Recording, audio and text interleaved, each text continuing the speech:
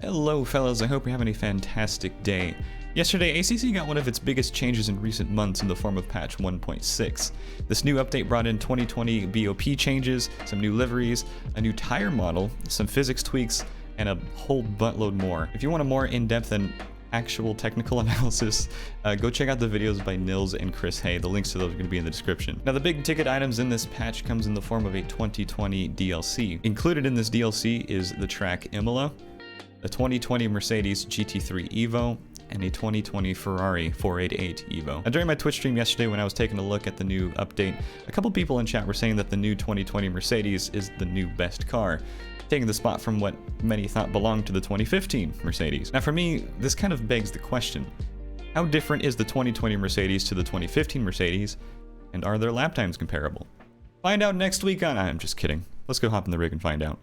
Alright, so we're in the car, and as you can see by the track layout right there, we're going to be doing this around Imola because why not? So for both of these cars, we're going to use the default setup. We're going to change the brake pads to 1, and then we're going to adjust the tire pressures as well so that they're a little bit more manageable. So we're going to be starting with the 2015 Merc.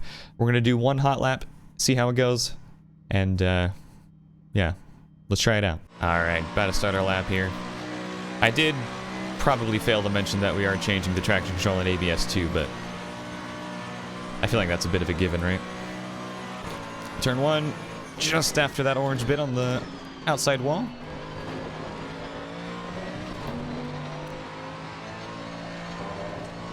Ooh, okay. A little bit of understeer through turn 3. Keep it to the left. Oh, doesn't want to grip at all. Brake deep into the hairpin. Feed in the gas a little early. It's on the power very nicely. If you've driven this Merc and not done TC8, what are you doing? Okay, we're going to brake a little earlier than we think. Take more of this inside curb. Still a lot of understeer. Coming down to the probably the scariest part of the track.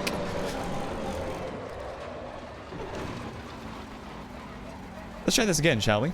Alright, so totally not the second attempt. Definitely the first one. We're going to come to turn 1. We're going to keep the same braking point. We're going to try and brake a little bit later, actually.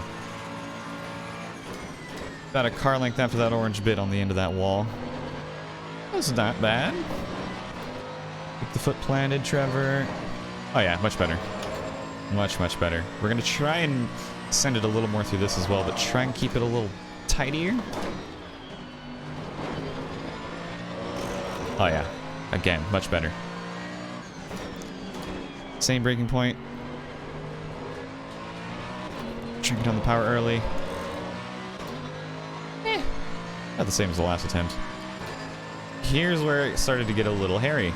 We're going to try and brake a little later, but keep the brake on, get on the gas earlier. Lap invalidated, but we're just going to roll with it. There's a lot of on-power understeer in this thing. That was much better than last time. We didn't die, so that's a plus. Braking for the chicane just after that curb starts. Take as much of it as you dare.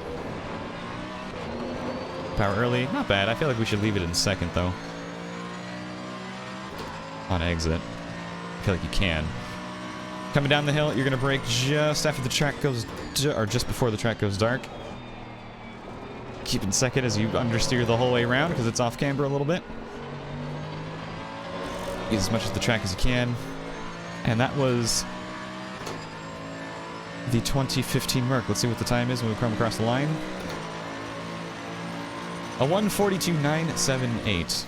My general thoughts right now with the 2015 Merc is great braking as usual, great straight line speed as usual, great traction as usual, lot of mid-corner understeer.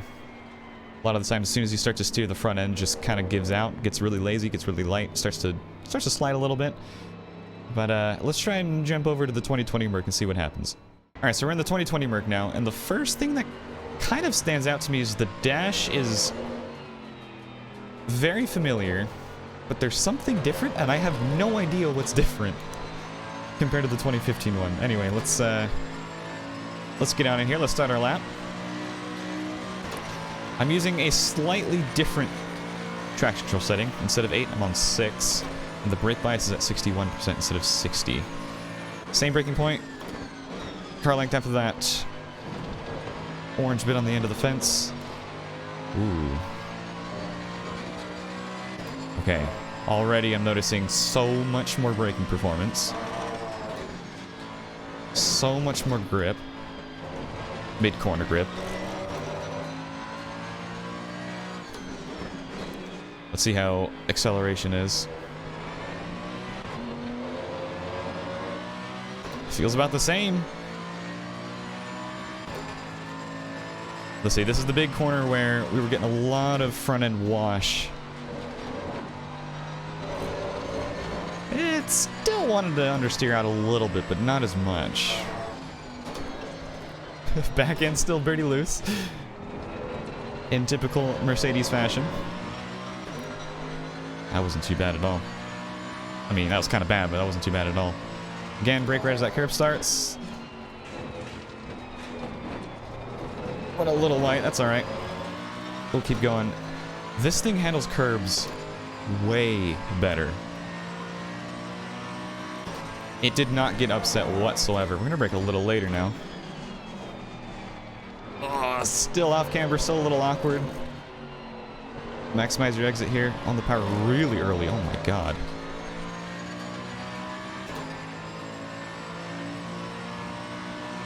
What's the time gonna be? Any faster? 42.8. Only 10 slower. Now, the biggest difference for the 2020 Merc and the 2015 Merc that I notice is there is absolutely no front end wash mid-corner. It just kind of sticks. I don't know if the straight line speed is any better or not. I'm gonna go back and look at the recording and try and figure it out.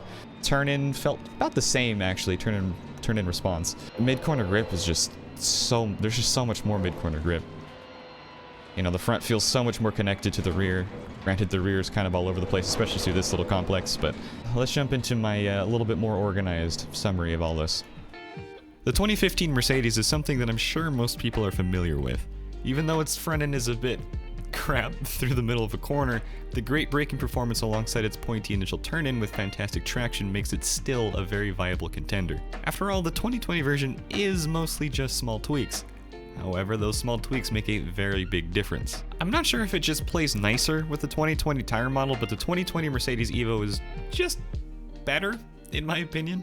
The only difference I noticed between the two is that the 2020 Evo turns that crap mid-corner grip into decent mid-corner grip. The electronics also seem to work much better in the newer car, as the fabled Traction Control 8 is a bit too much now. Never thought I'd say that. I found that I bounce between Traction Control 4 and 6, so you may want to give that a try. Overall, because the 2020 Mercedes Evo has a much better performance throughout a corner, I'm gonna have to say that the Evo wins as the better car. I don't think it'll be the totally OP car that a lot of people think it's going to be, but it's certainly going to be up there, that's for sure. Although its performance at Imola in comparison to other cars definitely makes it seem like it's going to be the OP car. I guess we're just going to have to wait for more esports events to see what the meta is going to turn into. I may do a comparison video to the Ferrari and its Evo counterpart in a few days, so if you'd like to see that, I'd appreciate it if you left a like and hit the sub button. It really does help me out. Also, I do stream on Twitch almost every day, and I do a bunch of community races, events, and league races, and I'd love to see you over there. Have yourselves a good one. Peace out.